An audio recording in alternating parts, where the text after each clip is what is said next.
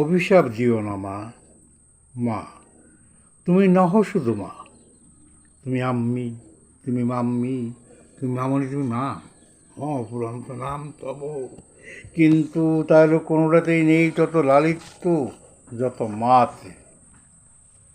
10 মাস 10 দিন রেখেছিলে জাদুকে তোমার পবিত্র উদরে। সেই প্রথম দিন থেকেই একটি একটি করে দিন, রাত, মাস এবং অষ্টপ্রহার কামনা করেছ একটি তুলে লাল গোলাপ লক্ষ্মী সোনা জাদুমণি। যখন সে মানবাকৃতি পেল তখন থেকেই কেবলই আকুলি বিকুলি করেছে।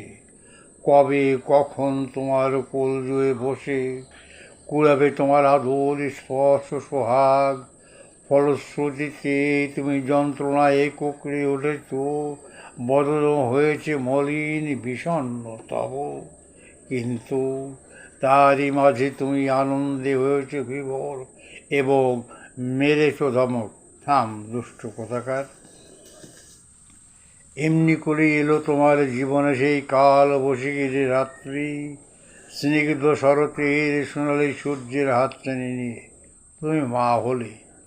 নবজাতকের এর মাধ্যমে তুমি শুনলে তোমার দীর্ঘ কামনার মা ডাকটি, যা তোমার অন্ত্রিতে তন্ত্রিতে মধুবর্ষণ করলো।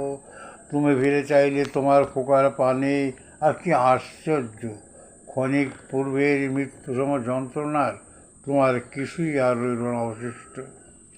আলতো করে একটি হাত বুলিয়ে দিলে খোকার সর্বাঙ্গে, আর তাতেই তোমার খোকা কাঁদন ভুলে পিট পিট করে তাকাতে লাগলো। এরপর দিন গড়িয়ে চলল তার নিজস্ব বলয়ে।